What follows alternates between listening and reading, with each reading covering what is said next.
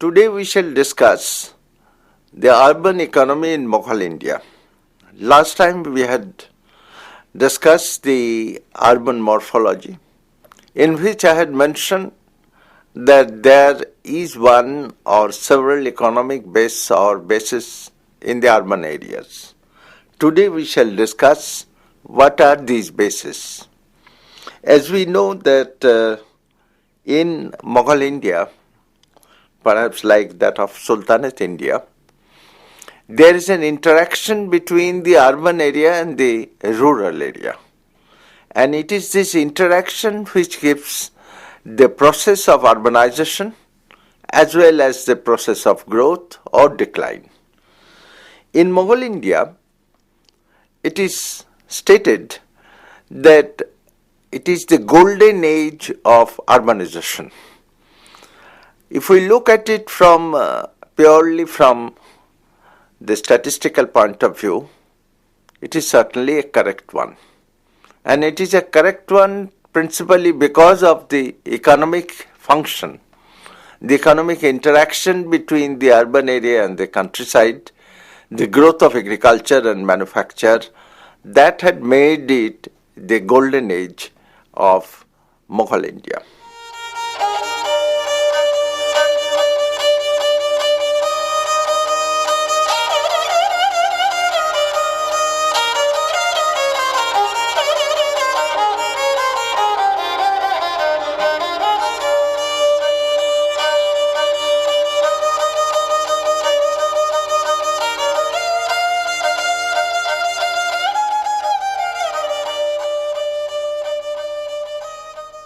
Now we come, therefore, to discuss the nature of the cities or the towns on the basis of the economic operations of the urban areas, not speaking of the social milieu, not speaking of the social mixing or the administrative setup, which we shall discuss later. But today we shall mainly see the functions of the urban areas in Mughal India, their nature, the characteristic features, the reasons of their growth or reasons of their decline. The best way to understand this urban economy, perhaps, is to divide the urban areas into several classifications.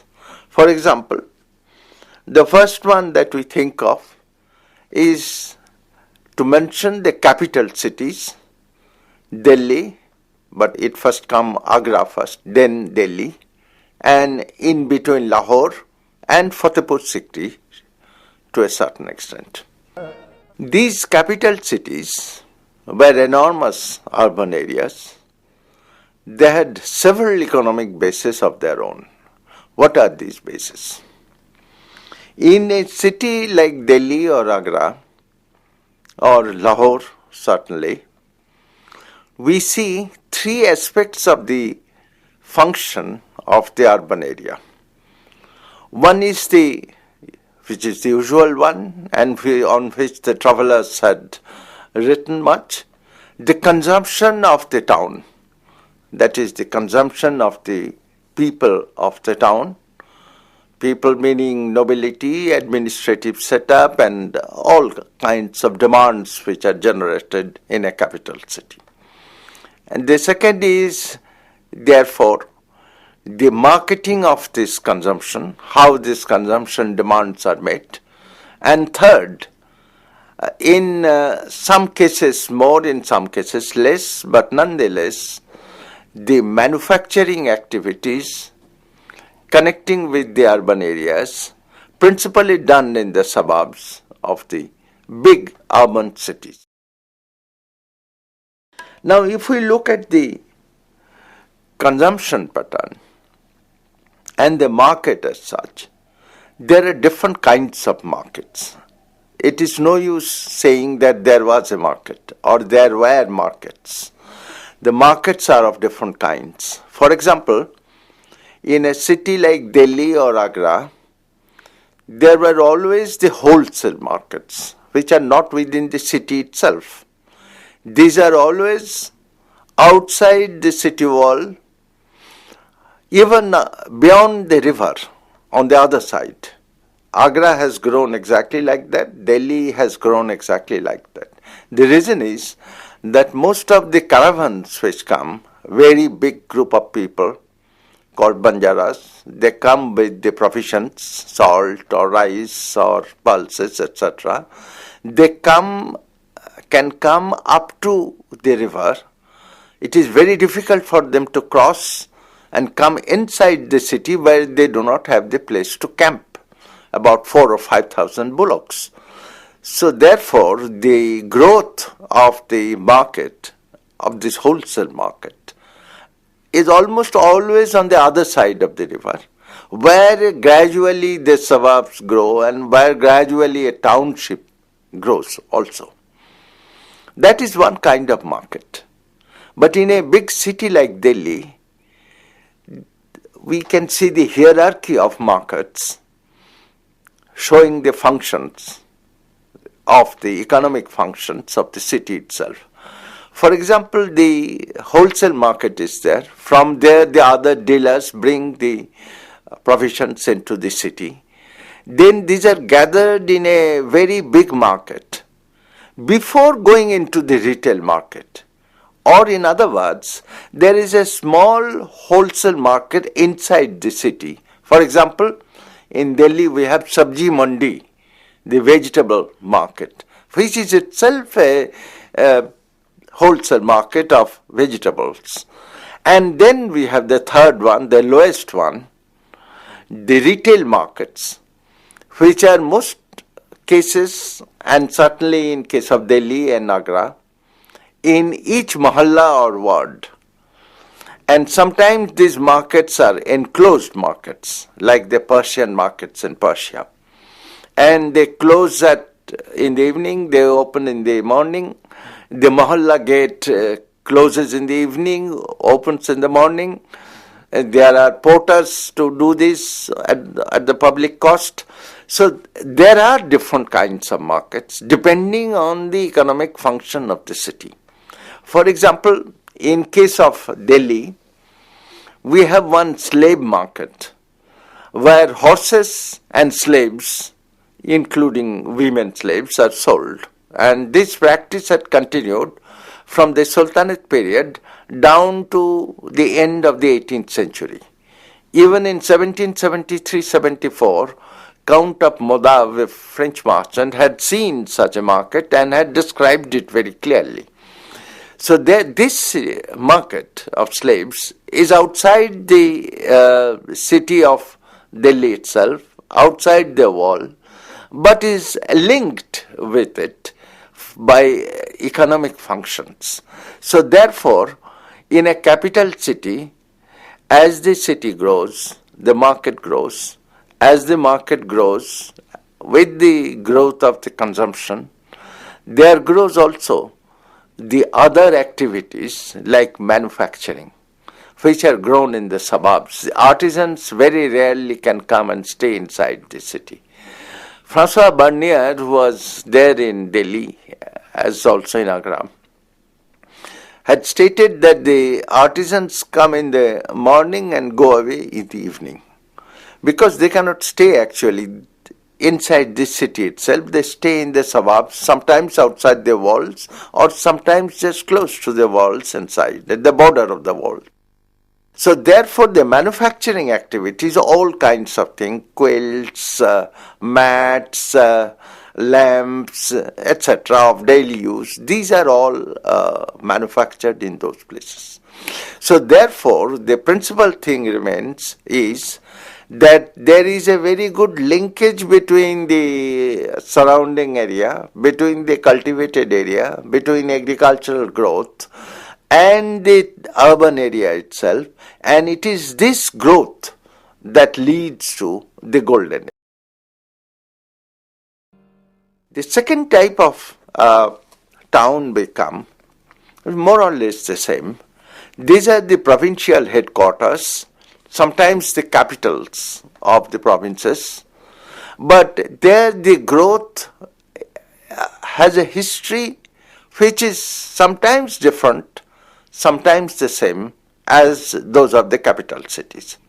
For example, in Murshidabad, which grows from the early 18th century in Bengal, already it was a market town, small market town called Maqsudabad, and then close by it, Kasim Bazar has become very famous earlier because of the raw silk production and market. The factories were made, the foreigners were there, the French had their factories, English had their factories, Dutch had their factories, the Armenians had a thriving trade, and then the Murshidabad grows next to it. So there is a kind of linkage between the urban area of Kasim Bazar, which was not really urban in that sense, but a sort of a very big village, and Murshidabad itself. And the same kind of thing we can see in Burhanpur in the Deccan. It was a small village. It was very famous for cloth. The Armenians used to buy this and send this to the Middle East. When Aurangzeb was the provincial governor of the Deccan, he used to stay at Burhanpur, and then it began to grow.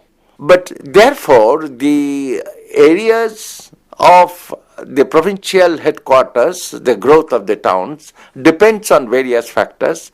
But to me, it is always connected with some kind of manufacturing activity or artisanal activities nearby or within this urban area that had given it the impetus of the growth. This is not to be seen in case of Delhi or Agra or even Fatehpur Sikri.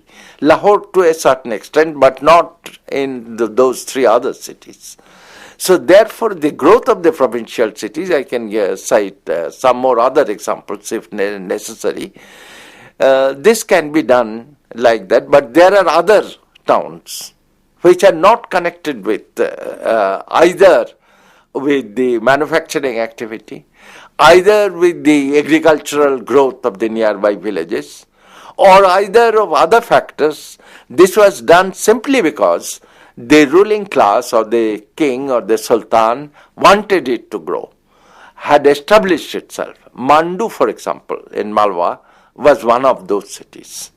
And therefore, there are complexities, the different forces operating in different ways in different regions which give growth to the urban economy of that place, and that gives growth to the nature of the town or the city it grows with. The third kind of urban area, which is very much dependent on the urban economy, on its economy itself, far more than the capital cities or the provincial headquarters, the small cities, sometimes on the crossroads, sometimes in other areas, but they always have an economic base. And it is this economic base that leads them to become the urban area, the town. It is far more closer in that sense with its surrounding production of agriculture, with the production of cash crops, for example, sugar, opium, in some case indigo. These are the cash crops which are sold in cash in the market. And this growth, the growth of these cash crops, the growth of this kind of production that leads to the establishment of these kind of towns. In a recent research, Professor Shirin Muzvi has shown that so far as the density of the urban population is concerned, Gujarat certainly leads the others. She has come to this conclusion from a survey of the revenue received per acre from Gujarat, from Bengal, as well as from the Delhi regions. Now, if we look at Gujarat, we see that there were so many important towns quite close by, quite close to one another, which is not there in most of the other cases. During the time of Akbar, Nizamuddin Bakshi, in charge of the army, around 1590, has written the book called Tabakati Akbari. And in this book, Nizamuddin stated that there were in the Mughal Empire 120 big towns and 3,200 kasbas. Kasbah is a big village with a market, sometimes walled, sometimes unwalled. Now, if we take Nizamuddin's statement and if we compare it with the research done by Professor Shirin Mosvi, we see that most of these are located in Gujarat by the time Shah Jahan had finished his days. Now, this should lead us to the economic basis of certain towns. We know that certain towns had particular functions, particular economic operations of particular commodities. For example, Lahore was famous for the production of arms and ammunitions as well as of leather works. Patna in Bihar, particularly from the beginning of the 18th century, became quite famous for the production of saltpeter and opium. So therefore, certain areas had certain types of production, and often these commodities are known by the names of the towns they produce. For example, at Chanderi, a particular kind of cloth is produced, and it is called Chanderi cloth. In Dhaka, we had muslin, which is, everybody knows, Dhakai muslin, and so on and so forth. There was also the muslin in Burhanpur, but that's not much in quantity or in quality comparable to those of Dhaka. So therefore, the smaller cities, they were there, they could not be wished away, they did not grow, they remained quiet, small, urban areas, engaged with their economic functions, but did not go beyond that. It is very rare that they had grown up to a very big size. Burhanpur is one, but that's because perhaps of Aurangzeb's presence. The next type of town, which is perhaps the most important one after the capital cities, was the port towns. We know that in Mughal India, at different times, there are 4 different ports of very high order. Surat, of course, was the leader. Then we had Masalipatnam after the Mughals had taken over Golconda. It flourished under Golconda actually and declined under the Mughals, but it was still there. It was very famous for the kind of a cloth, jeans cloth, red color, very famous, taken by the Europeans in bulk. Then we have Hooghly, which came up actually from the late 17th and early 18th century. So among these 3, Cambay was there, of course, but Cambay was declining and Surat came up.